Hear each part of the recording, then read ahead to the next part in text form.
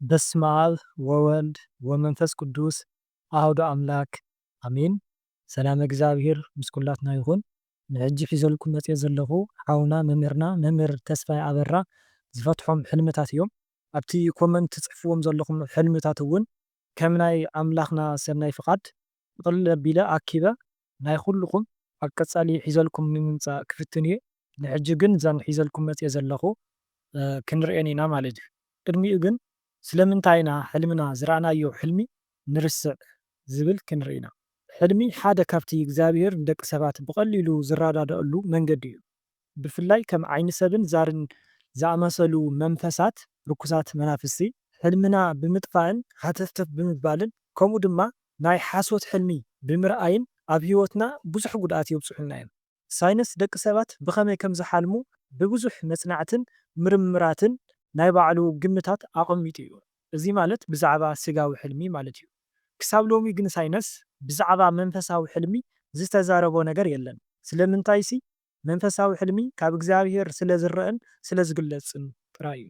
እዚ ድማ ብጥበብ ስጋ ክፍለጥ ኣይከኣልን እዩ። ኣብ ዓለምና ሕልሚ ብምፅናዕ ዝፍለጡ ብዙሓት ስጋዊ ጥበበኛታት ኣለዉ እዮም። እቶም ጥበበኛታት ስለምንታይ እዮም ብዛዕባ ሕልሚ ዘፅንዑ እንተኢልና ሕልሚ ኣብ መጻኢ ሂወት ደቂ ሰባት ኣወንታውን ኣሉታውን ፅልዋ ስለ ዘለዎ እዩ። እዚ ማለት ረብሓን ጉድኣትን ኣለዎ ማለት እዩ። እግዚኣብሔር ብሕልሚ ብምቕራብ ንደቂ ሰባት ብዙሕ ነገራትን ፍቓዱን ገሊፁሎም እዩ። ምስ ደቂ ሰባት እውን ብቐሊሉ ዝረዳድአሉ መልእኽቲ ዘመሓላልፈሉን ናባና ዝመፃሉን ሓደ ሕልሚ እዩ። ብሕልሚ ገይሩ እዩ ማለት እዩ። እግዚኣብሔር ናብ ኣቤሜሌክ ብሕልሚ እዩ ዝመፀ። ኣብ ዘፍጥረት 20 ፍቕዲ 3 እንተሪእናዮ በታ ለይቲ እቲኣ ኣቤሜሌክ ደቂሱ ከሎ ኣምላኽ ብሕልሚ መፅኡ ዝብል ሓደ ምስክር እዩ ማለት እዩ። ዓይኒ ሰብ ዛር ብለይቲ ዝረኣናዮ ሕልሚ ካብ እግዚኣብሔር ናባና ዝመፁ መልእኽትታት ኣይንዝክሮን ኢና። ከምቲ ናይ ሰላቢ መንፈስ ሰልድናን እኽልናን ዝሰልብ ወይ ከዓ ዝሰርቕ ዓይኒ ሰብን ዛርን ድማ ሕልምና ይሰርቁና ይሰልቡና እዮም። ምስላብ ጥራይ ዘይኮነስ ካብ እግዚአብሔር ክሳብ ዝመስለና ሰናይን ትርጉም ዘለዎን ሕልሚ ብምርኣይ ኣብ ሂወትና ክጎድኡና ይኽእሉ እዮም። ስለዚ ናይዚ መፍትሒ እንታይ ደኣ እዩ እንተኢልና ብጸሎት ናበርትዓኻ ምኻድ እዩ። ጸሎት ከም ፈቓድ ከይኮነስ ከም ግቡእ ብምቁፃር እንተደኣ ጸሊና ኣጋንንቲ ሕልምና ከረስዑን ከጥፍኡን ኣይኽእሉን። ካልእ መልክዓ ማርያም ሳልሲት ዝተባሃለት ጸሎት ኣላ። ብንጉስ ኣፄ ዘርዓ ያዕቆብ ዝተደረሰት እያ። ንዓ በርቲዑ ዝጽልያ ሰብ እውን ሕልሚ መላእኽቲ እዩ ዝርኢ። ሕልሚ መላእኽቲ ማለት መንፈሳዊ ሰማያዊ መልእኽቲ ዘለዎ ካብ ሰይጣን ዘይኮነ ሕልሚ ማለት እዩ። መልክዓ ማርያም ሳልሲት ኣብ ስዋኤ ኣብ ናይ ምሸት ጸሎት እውን ንኣዴና ንቅድስት ድንግል ማርያም ዝደለናዮ ነገር ዝተዓፀወና ዕድል ክኸውን ይኽእል እዩ፣ ፀጋ ክኸውን ይኽእል እዩ ወዘተ ግለፅለይና እንተደኣ ደቂስና ብዙሕ ምስጢር ትገልፀና እያ። ብዙሓት ኣብ ገዳም ዝርከቡ ኣቦታት እውን ነታ ጸሎት ይጥቀሙላ እዮም። እምበኣርከስ ሕፅር ብዝበለ እዚ ካበና ናብቶም ሒዘልኩም መፅአ ዘለኹ ሕልምታት ንሕለፍ። ብሕልምኻ መፂኡ ዝራኸበካ እንተደኣ ኮይኑ ንጓል ይኹን ንወዲ ማለት እዩ ካብ ቀደም እንተኮይኑ ዓይነ ጥላ እያ። ኣብዚ ቀረባ ግዜ ዝመፀ ነገር እንተደኣ ኮይኑ ግን መስተፋቕር ክኸውን ይኽእል እዩ ሓደ። ካልእ እውን ካብ ዝምነየኪ ማለት ብዝሙት ካብ ዝምነየኪ ወይ ካብቲ እትምነየካ ጓል ብቡዳ መልክዕ ዝኣተየ ናይ ዝሙት መንፈስ እዩ ማለት እዩ። ክዳን ምቕያር ሓድሽ ሽም ምርካብ እዩ። በሪ ወይ ከዓ ማዕፆ አንኳሕኩሕካ ምእታው ሓድሽ ሂወት ተስፋ ሓዳር እዩ። ብማዕፆ ጌርካ ምውፃእ እንተደኣ ኮይኑ ግን ናብ ሓድሽ ዓለም ምኻድ ማለት እዩ። ዝኾነ ሰብ ናብ ጁባና ኢዱ እትዩ በጃኻ ሃበኒ ክወስዶ ፍቐደለይ ዝብለካ እንተደኣ ኮይኑ ዝኾነ ሓደራ በሊዕኻ ኣለኻ ማለት እዩ። ወይም ዝኾነ መፅባዓ ተመፃቢዕኻ ረሲዕኻዮ ኣለኻ ማለት እዩ። ግመል ምርኣይ ናይ ሙስሊም መንፈስ ዛር እዩ። ተወሳኺ እውን ካብ ናይ ሙስሊም ደፍተራ ወይም ፍቁራዲ ዝባል ዘይተጋግእ ካብኡ ዝተለኣኸ ርኩስ መንፈስ እዩ። ሰዓት ምርኣይ ግዘ እዩ። ሰዓትካ እንዳተሰበረ እንተሪኢኻ ግዜኻ ተቃፂሉ ኣሎ ወይም ግዜ ይብልካን። ስለዚ ቀልጢፍካ ዕድመ ስለ ዘይብልካ ግዘ ስለ ዘይብልካ ቀልጢፍካ ንስሓ እተ ሰዓት ካብ ኢድካ ውፂኻ ንኻሊእ ሰብ ክትህብ ከለኻ ሙሉእ ብሙሉእ ንባዕልካ ግዜ ይብልካን ማለት እዩ። ስለዚ ንባዕልካ ግዜ ክትህብ ከም ዘለካ እዩ። እዚ ማለት ስለ ሂወትካ ስለ መንፈሳዊ ሂወት ክትሓስብ ከም ዘለካ እዩ። ፃዕዳ ተመን እንተደኣ ኮይኑ ቤተሰብ ወይም ስድራ ፈቂዱ ኣሚኑ ዘምልኾ ዛር መንፈስ ማለት እዩ። ኣብ የማነይቲ ኢድካ ተመን እንተደኣ ተጠምጢምካ የማን ማለት ናይ በረከት ናይ ሃይማኖት ምሳሌ እዩ። ስለዚ ካብ ኢድኻ ዝወስድ ዝሰልብ ናይ ሰላም መንፈስ ኣለካ ማለት እዩ። ገንዘብ ትሰርሕ እሞ ግን ዘይብርክት ወይ እውን ገንዘብ ትረክብ እሞ እቲ ዝረኸብካዮ ሰልዲ ኣበይ ከም ዘጥፋእካዮ ኣይትፈልጥን። ምሕላብ ብዝኾነ ምክንያት ወፃኢ ምውፃእ እዩ። ፖሊስ ወይም ወታደር ተሪእና ከከም ኣረኣእያኻ እዩ። ግን ብመብዛሕትኡ ግዜ መላእክቲ እዮም። ሌባ ምርኣይ ሕማም ክኸውን ይኽእል። ቅተል ተባሂሉ ዝተለኣኸ ናይ ጥላ ወጊ መንፈስ ክኸውን ይኽእል። መልኣከ ሞት እውን ክኸውን ይኽእል እዩ። ማለት ሞት ብዘይ ቆፀሮ እዩ ዝመፅእ፣ መልኣከ ሞት ብዘይ ቆፀሮ እዩ ዝመፅእ ከም ሌባ ማለት እዩ። ሌባ እውን ብተመሳሳሊ ብዛ ዕለት እዚኣ ይመፅእ ኣለኹ ኢሉ ኣይነግረካን። ስለዚ ብመልኣከ ሞት እውን ይምሰል እዩ ሌባ። ኣብ ዙርያኻ ዘለው ሰባት ከጣቅዑልካ ከለው ምርኣይ ገጾም ዝርአ እንተደኣ ኮይኑ እቶም ሰባት ኣብ ዙርያኻ ዘለው ሰባት ፅቡቅ ዝኾነ ኣመለኻኽታ ኣለዎም ኣብ ልዕሊኻ ማለት እዩ፣ ኣድናቆት እዩ ማለት እዩ። ገጾም ዘይረኣይ እንተደኣ ኮይኑ ግን ኣብ ዙርያኻ ዝርከቡ ሰባት ኣባኻ ፅቡቅ ዝኾነ ኣመለኻኽታ ኣረኣእያ የብሎምን። ስለዚ ተጠንቀቕ። ዝሞተ ሰብ ደጊሙ ክመውት ከሎ ክንርኢ ከለና ብተደጋጋሚ ተሓትኒ ስለ ዘለኹም እየ ሕዚ እውን ደጊመ እየ ዘለኹ። ብሓፈሻ ዝሞተ ሰብ ከዘራርበካ ተሎ ቀዳማይ ዝክር ዘክረኒ ማለት ፍትሓት ግበረለይ ነዳይ ናብ ላዕለይ ክኸውን ይኽእል። ካልኣይ ዝሃብኩኻ ሓደራ ኣይተዋፃእካዮን ኣይፈፀምካዮን ክኸውን ይኽእል። ሳልሳይ ኣነ ዝገብሮ ማለት ንሱ ዝገብሮ ዝነበረ ፅቡቅ ዝኾነ ስራሕቲ ንኣብነት ናይ እግዚኣብሔር ክኸውን ይኽእል፣ ናይ ቅዱሳን ክኸውን ይኽእል፣ ናይ ኣዴና ክብርቲ ቅድስት ድንግል ማርያም ክኸውን ይኽእል። ናታ ዝክር ዘክርሮ ኣነ ዝዝክሮም ዝነበርኩ መላእክቲ ቅዱሳን ዘክርሮም ማለት እዩ። ካልእ እውን ኣብ ስድራና ወይም ኣብቲ ቤተሰብ ባእሲ ፅልኢ እንተደኣ ሃልዩ ዝሞተ ሰብ ደጊሙ ክመፅእ ይኽእል ወይ ደጊሙ እውን ክመውት ይኽእል እዩ። ብዕራይ ምርኣይ ማለት እንዳጓየካ እንዳወገአካ ምርኣይ ናይ ጦቃር መንፈስ ዛር መንፈስ እዩ ማለት እዩ። ላሕሚ እውን እንዳወገአትካ እንዳበረረትካ እንተደኣ ሪኢኻ ሙጬ ዘሪጋ ትበሃል መንፈስ እያ ማለት እዩ። ብቻ ብከባቢኡ ስለ ዝፈላለዩ ናይቲ መንፈስ ሹም ተኮላሽ እያሱ እውን ትበሃል፣ ጨሌ ወይም ጎለም እሸት ንብሎም መናፍስቲ ከምዚአን ዝበላ መናፍስቲ እየን መብዛሕትኡ ግዜ በጓላት ዝግለፃ ማለት እዩ። ብኣንስተይቲ ላሕሚ ባዓልካ እትፈልጦ ሰብ ወይ ከዓ ህፃን ቆልዓ ሰይፈ ስላሴ ዝተፈላለዩ ዓይነት ጸሎታት ውዳሴ ማርያም ኣርጋኖን እንዳጸለየ ምርኣይ ጸሊ ኢኻ ትበሃል ኣለኻ ማለት እዩ። ንኣብነት ኣርጋኖን እንዳጸለየ እንተደኣ ሪኢኻዮ ኣርጋኖን ጸልያ ትብለካ ኣላ ኣዴና ቅድስት ድንግል ማርያም ማለት እዩ፣ ወይ እግዚኣብሔር ከምኡ ይብለካ ኣሎ ማለት እዩ። ኣንጭዋ ናይ ምንቀኛ ናይ ሰላቢ መንፈስ ተምሳሌት እያ። ተመንና ድሙ ናብ ገዛኻ እንዳኣተው ሽዑ እታ ድሙ ነቲ ተመን ወይም ክልቲኦም ክበኣሱ ከለው እንተደኣ ሪኢኻ ገዛ ማለት ንስኻ ኢኻ ወይም ስድራኻ ቤተሰብካ ማለት እዩ። ስለዚ ክልተ ዘይስማዕምዑ መናፍስቲ ርኩሳት መናፍስቲ ማለት እዩ ናባኻ ወይም ናብ ስድራኻ ናብ ቤተሰብካ ኣትዮም ኣለዉ ማለት እዩ። ናብ ጎቦ ምድያብ ጾም፣ ጸሎት፣ ስግደት ክኸውን ይኽእል። ብተመሳሳሊ እውን ብፈተና ብመከራ እውን ይምሰል እዩ። ከከም ኣረኣእያኻ እዩ። ጥዑይ እንዳሃለኻ ኣብ ዊልቸር ተሽከርካሪ ናይ ኣካለ ጎደሎ ዝኾኑ ኣሕዋት ኣሓት ዝቕመጥሉ ዘሎ ዝንቀሳቐሱሉ ዘሎ ኣብኡ ኮፍ ኢልካ ምርኣይ ሓጋዚ የድልየካ እዩ። ብናይ ባዕልካ ውሳኔ ጥራሕ ኣይትኽይድ ማለት እዩ። ሓጋዚ ማለት ብዝተፈላለየ ነገር ክኸውን ይኽእል እዩ። ብጸሎት ክኸውን ይኽእል። ሓውካ መኻሪ ኮይኑ ክመፀካ ከሎ ወይም እንዳመኸረካ ክትርኢ ከለኻ ናይ ቤተክርስትያን መምሃራን እዮም፣ ብኡ ይምሰል። ካልእ እውን ብዝሕልወካ መልኣክ ወይም ብመላእክቲ ይምሰል። ጸሎት ብዝገብረልካ ሰብ እውን ይምሰል እዩ። ዓራት ምንጻፍ፣ ምኹስታር፣ ምፅራግ፣ ሓዳር ምምካር፣ ሰብ ሓዳር ከይፋትሑ ወይም ሓዳር ከይፈርስ ምምካር፣ ምትዕራቕ፣ ምሕጋዝ ማለት እዩ። ስእሊ ምስኣል እቲ ስእሊ ድሙቕ እንተደኣ ኮይኑ ኣብ ቀረባ ክትፀንሲ ኢኺ ወይም ውላድ ክትረኽቡ ኢኹም ማለት እዩ። እቲ ስእሊ ዘይደመቐ ልሕስስ ዝበለ እንተደኣ ኮይኑ ግን ገና እዩ ማለት እዩ። ብሓፈሻ ግን ስእሊ ምስኣል ውላድ ወይም ጥንሲ እዩ ማለት እዩ። ሰብ እንዳሓገዝካ ምርኣይ ብጸሎት ሓግዞም ማለት እዩ። ከምኡ እውን ብኢኮኖሚ እውን ሓግዞም ማለት እዩ እንተደኣ ሃሊካ። ዘኒጥካ ምርኣይ ብጸጋ መንፈስ ቅዱስ ምኽባር እዩ። ነገር ግን ዘኒጥካ ከለኻ እንዳለመንካ ምርኣይ እግዚኣብሔር ስለ ዘይፈለጥካዮ ዝተወሰደካ ወይ እውን ዝተሰወረካ ዝኾነ ነገር ኣሎ። ንኣብነት ጸጋ ክኸውን ይኽእል፣ ገንዘብ ክኸውን ይኽእል፣ ዝተፈላለዩ ነገራት ማለት እዩ። ድግስ ጽቡቕ ኣይኮነን ዝተሓሰበልካ ነገር ኣሎ ማለት እዩ። ስእሊ ኣድህኖ ወይ ምስሊ ኣድህኖ ምርኣይ ብዙሕ ትርጉም ክህልዮ ይኽእል። ሓደ ኣብ ሓዘን ግዜ እንተደኣ ሃሊኹም ወይ እውን ኣብ ሕማቕ ግዜ እንተደኣ ሃሊኹም ከም ዝቐረቡኹም ንከጽናዕንዑ እዮም ቅዱሳን ብስእሊ ኣድህኖ ወይ ምስሊ ኣድህኖ ዝግለጹ ማለት እዩ። ካልእ ዝሓተትኩሞ ነገር እንተደኣ ሃልዩ ከም ዝተቐበልዎ እውን ክኸውን ይኽእል እዩ። ዝክር ግበሩለይ ክኸውን ይኽእል እዩ። ካልእ እውን ከም ዝባረኽኩም እዩ። መንፈሳዊ ዝኾነ ሰብ ትፈልጥዎ ህያብ እንዳሃበኩም ምርኣይ ዕድል መክሊት እንትወሃበኩም እዩ። እቲ ብመንፈሳዊ ሰብ ዝተመሰለ ድማ ዝሕልየኩም መልኣክ ወይ ድማ ትፈትውዎ ቅዱስ ክኸውን ይኽእል። ኣብ መንፈሳዊ ህይወት ኮይንኩም ብተደጋጋሚ ሓደ ዝኾነ ሰብ እንዳፈራርሐኩም እንዳጓየኩም ዝተፈላለዩ ነገር እንዳገበረልኩም ትርእዩ እንተደኣ ኮይንኩም ናይ መተት መንፈስ እዩ። በቲ መተት ዝገበረልኩም ሰብ ተመሲሉ እዩ ዝመፀኩም ዘሎ ማለት እዩ። ነገር ግን ትጥንቀቁ እዩ ዘለኩም። ጸሎት ስዋይ ክትብርትዑ እዩ ዘለኩም ማለት እዩ።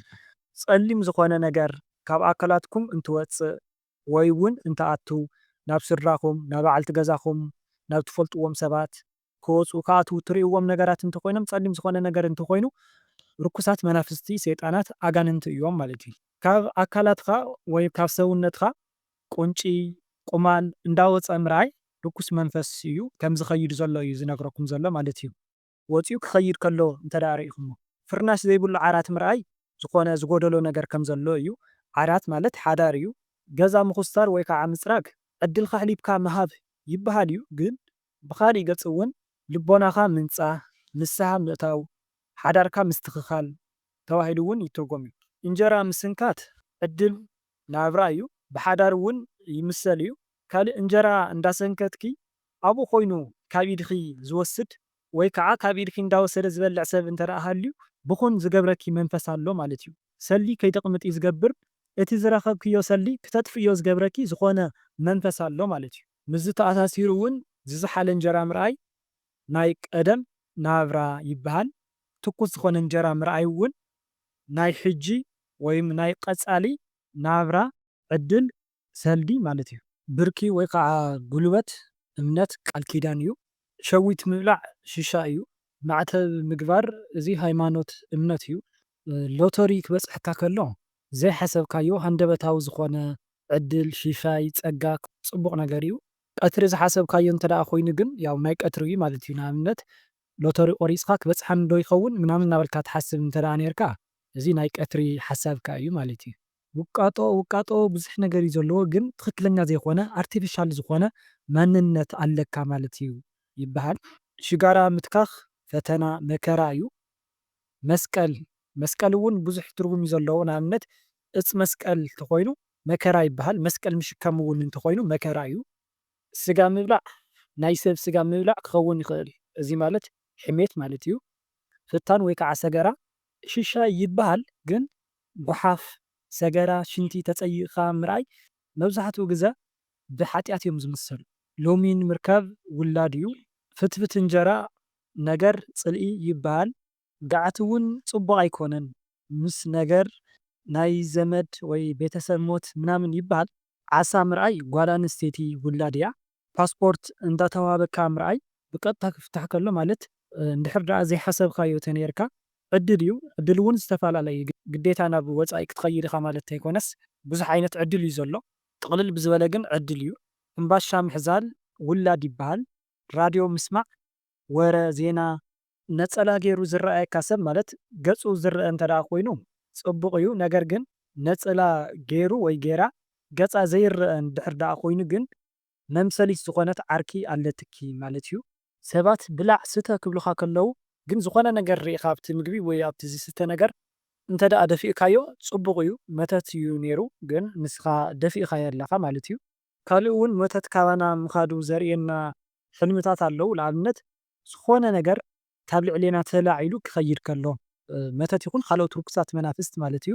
ረስሓት ካብ ሰውነትና ወይ ካብ ነፍስና ካብ ኣካልና ማለት እየ ክኸይድ ከሎ ወይ ክነውፅእ ከለና ዕሾኽ ክንቀል ከሎ ካብ እግርና ክኸውን ይኽእል ካብ ዝተፈላለዩ ኣካላትና ማለት እዩ።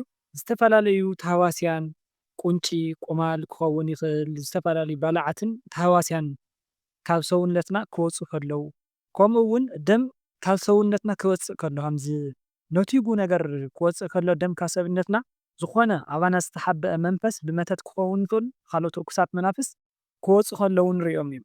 ምስ ደም ተታሒዙ እውን ደም ክንፅየቕ ከለኻ ወይም ደም ተፀይቕካ ክትርኢ ከለኻ ብዙሕ ትርጉም ኣለዎ። ብርግፅ ከም ሕልሙ እዩ ዝኸይድ ግን እንጀራ እውን ይበሃል እዩ። ስንኻ ምፅራግ ወይ ከዓ እንታይ እዩ ዝበሃል ምፍሓቕ ኣውሊዕ ጌርካ ዝተፈላለዩ ነገራት ጌርካ ስንኻ ምፅራይ ንስድራ ምሕጋዝ ንቤተሰብካ ድጋፍ ምዃን እዩ። ብዝተፈላለየ ነገር ብጸሎት ክኸውን ይኽእል፣ ብሰሊ ክኸውን ይኽእል። ምስ ስኒ ተታሒዙ እውን ስንኻ ክነቓነቕ ከሎ ሕማም ትሓምም ኢኻ ይበሃል። ስንኻ ወይ ከዓ ክሩምትኻ ክወልቕ ተሎ ስንኻ ክወልቕ ተሎ እውን ከከም እንትኑ ይፈላለዩ፣ ግን ሞት እዩ ናይ ቤተሰብካ ማለት እዩ፣ ናይ ስድራኻ ሞት እዩ። ንኣብነት ኣብቲ ዝሓለፈ እኳ ባህሪርኩም እየ ብደንቢ ናይ ቅድሚት ስንኻ ክወልቕ ከሎ ናይቲ ስድራ ወላዲ ክመውት ከሎ እዩ ይበሃል። ስኒ ምርጋፍ ካልእ ትርጉም እውን ኣለዎ እዩ። ስኒ ጠንካራን ኣድላይን ዝኾነ ኣካላትና ካብዞም ዝኾኑ ሓደ እዩ። ስለዚ ጠንካራ ዝኾነ ኣድላይ ዝኾነ ነገር ኣብ ሂወትካ ክትስእን ኢኻ እውን ክኸውን ይኽእል እዩ፣ ካብ ሞት ወፃኢ ማለት እየ። ነዴኻ ወይ ነቦኻ ክትስዕሞ ተለኻ ብዝተፈላለየ ቦትኡ ማለት እዩ፣ ንኣብነት ኣብ ከንፈር እውን ክኸውን ይኽእል እዩ። ፍቕርኻ ግለፅ ኢኻ ትበሃል ዘለኻ ማለት እዩ። እዚ ፍቕሪ ምግላፅ ማለት ብጸሎት ይኹን ብካልእ ነገር ደግፎም ሓግዞም ኢኻ ትበሃል ዘለኻ ማለት እዩ። ብሕልምኻ ኣቦኻ ካሊእቲ ሰበይቲ ሒዙ እንተመፅኡ ወይ ካሊእቲ ሰበይቲ እንተተመርዑ እቲ ኣቦኻ ብሂወት እንተደኣ ሃልዩ ምስ ኣቦኹም ወይ ኣቦኻ ክትዘራረበሉ ዘለኩም ዓብዪ ዝኾነ ነገር ኣሎ ማለት እዩ። ብሂወት እንተደኣ ዘይሃልዩ ካብ ኣቦኻ ዝመፀት መንፈስ ኣላ። ድሙ ብብዙሕ ነገር እያ ትግለፅ ማለት ድሙ እንዳባሕጨረትካ እንዳጓየትካ ምርኣይ መምሰሊ ዝኾነ ሰብ ክኸውን ይኽእል እዩ። ቀረባ ዓርክኹም ኮይኑ ንጥቕሚ ብቻ ዝደልየኩም ክኸውን ይኽእል እዩ። ናይ ቀረባ ሰብ መተት እውን ክትኸውን ትኽእል እያ። ዝኾነ እንስሳ ሕቁኡ ተሰይሩ ወይም ተቆሪፁ ምርኣይ ቁርፅ ዝበለ ውሳነ ወሲንኩም ካብ ሂወትኩም ተርሕቕዎ ዘለኩም ነገር ኣሎ። እዚ ንኣብነት ሰብ ክኸውን ይኽእል እዩ። ንኣብነት ሕቋ ዝተቆረፀት ድሙ እንተደኣ ርኢኻ ናይ ቀረባ ሰብ እዩ ናብ ሕማቕ ክትኸይድ ዝገብረካ ሕማቕ ዝሓስበልካ ሰብ እንተደኣ ሃልዩ ቆሪፅካ ክትገድፎ ኣለካ ማለት እዩ። ሕቁኡ ዝተቆረፀ ነገር ምርኣይ ወይ እንስሳ ምርኣይ ኣባኻ ተስፋ ከም ዝቆረፀ ከም ዝተናደደ እዩ ዝሕብረካ ማለት እዩ። ክልቲኡ እግርኻ ተመን ነኺስካ ወይም ኣሲሩ ሒዝካ ክትርኢ ከለኻ ናይ ቤተሰብካ ናይ ዛር መንፈስ ኩሉ ነገርካ ሂወትካ ኣለኒ ትብሎ ነገር ኣብ ሂወትካ ሙሉእ እዚ ማለት ዕድልካ ሓዳርካ ኣሲሩ ሒዝዎ ኣሎ፣ ኩሉ ዓፂልካ ኣሎ ማለት እዩ። ስለዚ ሲ ሓገዝ የድልየካ እዩ። እትፈልጦም ሰባት ብመንፈሳዊ ሂወት ብርትዕ ዝበሉ ሰባት ኣቦታት ክኸውን ይኽእሉ እዮም። እትፈልጦም ሰባት ንዕኦም ብጸሎት ንክሕግዙኻ ሓብሮም እዩ። ክልተ ዝተፈላለየ ቀለም ዘለዎ ጫማ ምግባር ጫማ ያው ሓዳር ማለት እዩ። ስለዚ ኣብ ሓዳር ዘይምስምዕማዕ ማለት እዩ። እዚ ንኣብነት ሓዲኡ ዓለማዊ ክኸውን ከሎ እቲ ሓደ ድማ መንፈሳዊ ክኾን ተሎ ማለት እዩ። ንኣብነት ሓድሽ ገዛ ምግዛእ ወይ ምስራሕ እቲ ዝገዛእካዮ ገዛ ድማ ክጠፍአካ ከሎ ዝተፈላለዩ ሓጢኣት ንኣብነት ሱስ ክኸውን ይኽእል፣ ሓሜት ክኸውን ይኽእል፣ ዝተፈላለዩ ሓጢኣታት ንሳቶም ከየወገድካ 10 ግዜ ናብ ቅዱስ ቁርባን ምቕራብ ክኸውን ይኽእል እዩ። እቲ ገዚእካዮ ዘለኻ ወይም ኣቲኻዮ ዘለኻ ገዛ ፅቡቕ እዩ፣ ናይ እግዚኣብሔር ገዛ እዩ፣ ሓድሽ ሂወት መንፈሳዊ ሂወት እዩ። ይኹን እምበር ክትረጋጋዕ ኣይከኣልካን። እቲ ናይ እግዚኣብሔር ቃል መቕመጢ ዝኸውን ገዛ ልቢ እንድዩ መቕመጢ ዝኸውን ገዛስ የብልካን ወይም ልብስ የብልካን ማለት እዩ። እንጀራ እንዳሰንከተት ሓንቲ ጓል ማለት እዩ ዝቋራረሳ እንተደኣ ኮይኑ ዝሰንከተቶ እንጀራ ዝቋራረስ እንተደኣ ኮይኑ ክልተ ትርጉም ኣለዎ። እቲ ዝቋራረስ ካብቲ መጎጎ ውሽጢ እንድሕር ደኣ ኮይኑ ካብቲ ቅርሺ እተምፅሉ ወይም ካብቲ እንጀራ እተምፅሉ ቦታስ ዝኾነ ዓይነት ፀገም ኣለዎ ማለት እዩ። እቲ እንጀራ ምስ ኣቐመጥካዮ እንተደኣ ኮይኑ ማይ ሰላቢ መንፈስ እዩ። ካብኡ እውን ብኹን ዝገብር ኣድላይ ዘይኮነ ወፃእታት ንክተውፅእ ዝገብረካ ሰብ ክኸውን ይኽእል መንፈስ ኣለካ ማለት እዩ። ያው እንጀራ ማለት ሓዳር ኑሮ ስለ ዝኾነ ቅርሺ እውን ስለ ዝኾነ ማለት እዩ። ርግቢት ናብ መስኮት መፅያ ኣብቲ መስኮትካ ኮፍ ኢላ እንተሪኢኻ ፅቡቕ ዝኾነ ዜና ኣሎ ብስራት እዩ ማለት እዩ። ኣብ ቤት ትምህርቲ ፈተና ንክትፍተን ኮፍ ኢልካ ምርኣይ ዝኾነ ኣብ ሂወትካ ዝገጥመካ ፈተና እዩ። ኣብዚ እንዳተፈተንካ ከለኻ እታ ብርዕኻ መፅሓፍ እንድሕር ዳ ኣብያትካ እቲ ወረቐት እውን እንዳወደቐ እንድሕር ዳ ኣቢካ እቲ ፈተና ኣይትዋፅኦን ማለት እዩ። ስለዚ ቀጥታ መፅባዕ ክትገብር ኣለካ ማለት እዩ። ካልእ ብሕልሚ ዝኾነ ነገር እንዳሰራሕካ እንተደኣ ተበላሺካ እንዳወደቐካ ንኣብነት ካሊእ እውን ጫማኻ ናይ ጫማኻ መእሰሪ ክፍታሕ ከሎ ክትርኢ ከለኻ ብቀጥታ ምፅባዕ ክትኣቱ ኣለካ ማለት እዩ። ሸሓነ ናይ ገዛ ኣቑሑት ንብሎም ምሕፃብ ኣብ ሓዳር ዘሎ ፀገም ምውጋድ እዩ። ንኣብነት ዝበልዓካሉ ሸሓነ ኩባያ ክኸውን ይኽእል ንሓፀብካ በዓልካ እንድሕር ደኣ ሓፂብካዮ እቲ ፀገም ዘሎ ኣብቲ ሓዳር ዘሎ ፀገምስ ናትካ እዩ ማለት እዩ ወይ ኣባኻ እዩ ዘሎ እቲ ፀገም ማለት እዩ ናብ ቤተክርስትያን ከይድካ ቀሺ ምርካብ ንስሓ እተው ኢኻ ትበሃል ዘለኻ ዝኾነ ሰብ ወይ ዝኾነ መሓዛኻ ኣብ ጭቃ ውሽጢ ኮይኑ ክስሕቐካ ከሎ ክሕጭጨካ ከሎ ጭቃ ብክልተ መንገዲ እዩ ዝፍታሕ ኣብ ጭቃ ምርግራግ ንኣብነት ኣብ ሓጢኣት ምውዳቕ እዩ ብካሊእ ገፅ እውን ከከም ሕልሙ ስለ ዝፈላለ ማለት እየ ጭቃ ብበረከት ብእንጀራ እውን ይውሰድ እዩ ንኣብነት ጭቃ ምውቃዕ ኣብ ጭቃ ምፅዋት ጭቃ ምጥሳም ወዘተ ከም እንጀራ በረከት ይበሃል ማለት እዩ እዚ ኣብ ገጠር ዝርከቡ ማሕበረሰብ ጭቃ ከም በረከት እዮም ዝርእይዎ ምክንያቱ እግዚኣብሔር ፅቡቕ ዝኾነ ክረምቲ ጠሊ ዘለዎ ክረምቲ ዘመን ከም ዝኾነ እዮም ዝሓስቡ ማለት እየ ስለዚ በዚ ምክንያት ኣብ ጭቃ ኮይኑ ሓደ ሰብ ክስሕቐካ ከሎ ክሕጭጨካ ከሎ ዕድልካ እዩ ወሲድዎ ዘሎ ናትካ በረከት ናትካ እንጀራ ወሲድዎ ኣሎ ማለት እዩ ሓደ ሰብ እንዳሃረመካ ክሃርመካ ከሎ እውን ነቲ ክዳንካ ጥራይ ክወቅዖ ተሎ ወይ ክሃርመካ ከሎ ነቲ ክዳንካ ፈልዩ ወይ ነቲ ክዳንካ ክዳን ስም ክብሪ ፀጋ እዩ ስለዚስ ስምካስ የባላሾ ኣሎ የጥፍኦ ኣሎ ማለት እዩ ስምካ ዝኾነ ኣራዊት ንኣብነት ተኹላ ክኸውን ይኽእል ገበል ክኸውን ይኽእል ዝተፈላለየ ኣራዊት ንኣባጊዕ ክበልዕ ከሎ ምርኣይ ኣራዊት ዝረኣኻዮ ሰይጣን እዩ እተን ኣባጊዕ እውን የዋሃን ዝኾኑ ምእመናት ክርስትያናት ማለት እዩ ናይ ሬሳ ሳፅን ክልተ ትርጉም ክህልዎ ይኽእል ቀዳማይ ሞት እዩ ጉድኣት ከምፅእ ዝኽእል ዋጋ ዘኽፍለካ ዝተጠናቐቐ ዝተወደአ ነገር ኣሎ ማለት እውን ክኸውን ይኽእል እዩ ነፀላ መንፈሳዊ ሂወት እዩ ንኣብነት ነፀላኻ ኣበይ ኣሎ ክብለካ ተሎ ዝኾነ ሰብ መንፈሳዊ ሂወትካስ ኣበይ ኣሎ ናይ ነፍስኻ ጉዳይስ ነገርሲ ኣበይ ኣሎ ናይ ስጋ ብቻ ኢኻ ትሓስብ ዘለኻ ናይ ነፍስኻስ ሸለል ኢልካዮ ኣለኻ ንምባል እዩ ኣፍቃሪየ ኣይደልየክን ክዲ እንዳበለስ ኩሉ ሻዕ የዛረበኒ ደጊምኪ ኣይትበድልኒ ይብለኒ እዚ ኣብኡ ዘላ ናይ ዓይኒ ሰብ መንፈስ እያ ኣብቲ ኣፍቃሪኺ ዘላ ናይ ዓይኒ ሰብ መንፈስ እያ ተመርዐ ናተ እዩ ኢላ ስለትሓስብ ኣብቲ ሓዳርኩም ወይ ኣብቲ ርክብኩም ስለትቐንዕ ንሳ እያ ከምኡ ትብለክ ዘላ ማይ ካብ ውሽጢ መሬት ክምንጭ ከሎ ምርኣይ ወይ ብተለምዶ ዓይኒ ማይ እንብሎ ማለት እየ ፅቡቕ ዝኾነ ዕድል እዩ ኣንስተይቲ ደርሆ ዛር መንፈስ እያ ብፍላይ ናይ ራሄሎ መንፈስ ማለት እዩ ንኣብነት ሓንቲ ጓል ኣንስተይቲ ደርሆ እንዳጎየት ከይዳ ዓራትካ ትስቀል እንድሕር ደኣ ኮይና ራሄሎ መንፈስ ኣብ ሓዳርካ ፈተና ከም ተብፅሕላ እዩ ካልእ እውን እንዳነኸሰትካ እንዳጓየትካ ክትርኢ ትኽእል ኢኻ እዚኣ መብዛሕትኡ ግዜ ብራሄሎ መንፈስ እያ ትምሰል ማለት እዩ ጥራይ እግርኻ ምኻድ ወይ እውን ባዶ እግርኻ ምኻድ እትኸፍሎ ዋጋ ኣለካ ማለት እዩ ካልእ እውን ኣብ ሓዳር እንድሕር ደኣ ተፋቲሕካ ትምለስ ከም ዘለካ ክትተዓረቕ ከም ዘለካ እዩ ብካሊእ እንትን እውን ንስሓ ቅኖና ይበሃል ማዕተብካ ምብጣስ ወይ እውን ማዕተብካ ውፂኢኻ ምቕማጥ